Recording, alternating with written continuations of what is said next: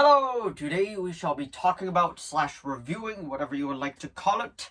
First, there was Fantastic Beasts and Where to Find Them. Second, there was Fantastic Beasts and the Crimes of Grindelwald.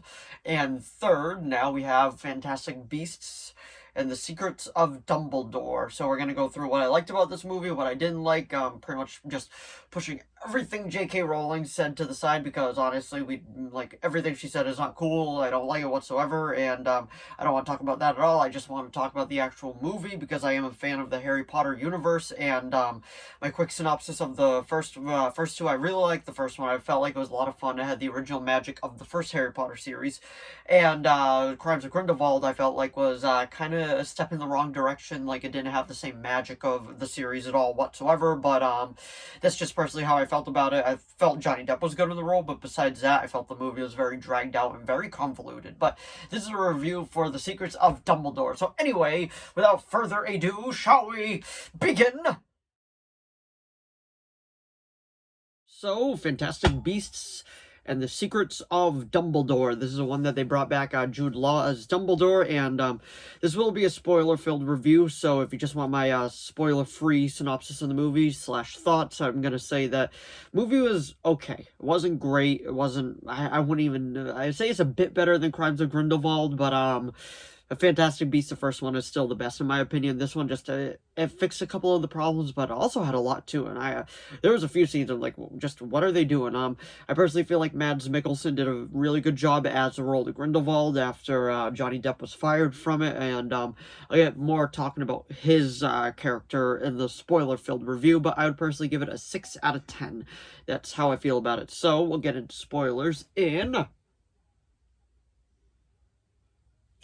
Let's begin the spoilers, shall we? So, what I felt like going into this movie, I'm like, okay, I liked the first one. The second one was just meh at best. So, going into it with, mild expectations, because I did feel like Jude Law was one of the best things about Crimes of Grindelwald, whatever you would like, however you want to pronounce it. And, like, his character in this he's pretty much one of the main characters in this now, because it is causing a lot of continuity errors from what I've noticed, but he's good in this for what he's given. Newt Scamander is pretty much a side character at this point. Like, he is, like, he has very, very small screen time in this. Like, nothing crazy, nothing extravagant. He's in it for a few scenes, and then he's not, and then he's in it, and then he kind of is empty for a big part of it. Grindelwald, I would actually say, is actually one of the main characters of this movie. Like, he might be the second main character right after Jude Law's Dumbledore. The scenes I really liked about this movie was the opening scene when it showed like the flashback between Albus and Geralt Grindelwald, and I felt like that was really well done. Now, what I personally feel about this one, I feel like this one was supposed to be the 5th one in the franchise. Like, I feel like this was supposed to be the finale movie, and because everything that happened with Crimes of Grindelwald and the way it was just pushed and all that, and the way that WB isn't sure with if they want to continue with this universe, they were like, yeah, let's put everything that we had into it into this part. And I do get that. I understand, like, this franchise isn't that amazing compared to the Harry Potter universe at all, but I do want to give when credit is due. I do feel like Mads Mikkelsen did the absolute best he could with the script that he was given, and I felt like every scene he was in, I liked. Like, I was memorized when he was on it. I actually enjoyed when he was, like, in it. I was like, okay, this is cool. Now, he does have none of the features of Johnny Depp's character. It is practically a different character. Like, he isn't pale, he doesn't have the eye, but I did notice during the final battle when he was fighting Dumbledore, like, his eyes were starting to change color and he was getting paler. So I don't know if that was a reference towards that, but I did notice that. But, it seems like events were just happening for event's sake. Like, nothing big, like, felt earned in this movie. Like, I wanted to feel a lot in this movie. Like, I wanted to, like, during the final battle, when Dumbledore and Grindelwald are fighting, like, you wanted to feel like these are two souls that loved each other, would do anything for each other at odds. Like, they're completely at odds. They want to, like, they practically are at the point where they're fighting each other because they both feel like they're in the right, and the other one feels betrayed by that person that they once loved.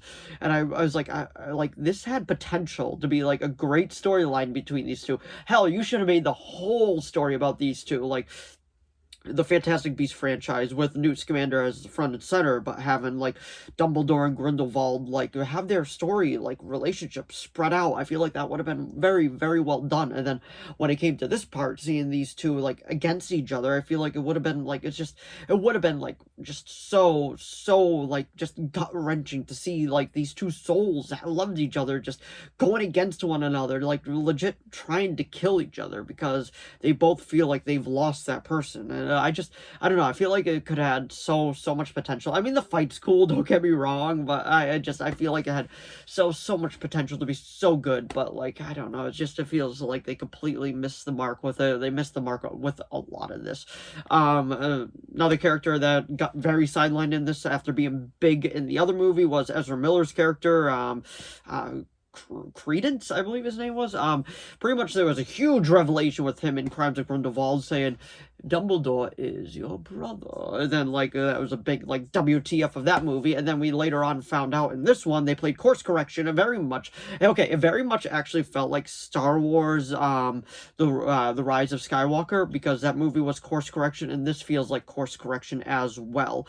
So pretty much he did that big thing. He's your brother and all that in Crimes of Grindelwald. And then later on in this movie, they're like, oh yeah, no, Grindelwald lied to you. My brother is actually your father. I'm your uncle. How you doing? Like, that was pretty much the big, like, retcon in this movie, like, because they realized how much of a huge continuity that would, like, just possess in that. But I did like seeing the little the bracelet thing break, because I do remember Dumbledore still holding on to that in the movies, in the Harry Potter movies, so that was cool to see, and I did enjoy that. And for what it's given, all the actors do a good job in this. Like, every actor in it is given their A game. They're just not given a great script to work with, and that's sadly just the truth with this movie. Like, had potential to be great, but like nothing felt earned. It's just like, yes, things are happening just for event's sake. That's exactly how it felt, and that's why I want to rank it higher up on the list. But honestly, I'm gonna say, if I had to rank the Fantastic Beasts movies, it would probably go from my favorite to my least favorite is Where to Find Them, Secrets of Dumbledore, and Crimes of Grindelwald. I mean, was it better than Crimes of Grindelwald? Yes, but I don't think it was better than Where to Find Them, and I think all the Harry Potter movies are better than any of these 3 films so far. And honestly, if it ends right here, I'd be okay with it. I'll probably go see the next one if they come out with it, but I feel like this is a good place just to close it, because we know what happens to Grindelwald, even though he gets away at the end of this movie. Like, he ends up in jail because, well, Azkaban, because that's how his story ended. That's where we picked up with him in the Harry Potter franchise. So that's just my general thoughts / review of Fantastic Beasts and the Secrets of Dumbledore. So that's about it. So, also, I wanted to say that Kowalski was one of the best characters of the movie, just like the other two. Like, he's the most fun part of this series. But anyway, if you enjoyed this video, please give it a like and a subscribe so I know to keep making more of these. If you have any video requests, please leave them down in the comments below. I'll do my best to reply. If you saw Fantastic Beasts and the Secrets of Dumbledore, let me know what you think of it down in the comments below, and let me know how you would rank the Fantastic Beasts franchise as well down in the comments below. But anyway, thanks for watching as always, and I'll see all of you in the next video. Bye!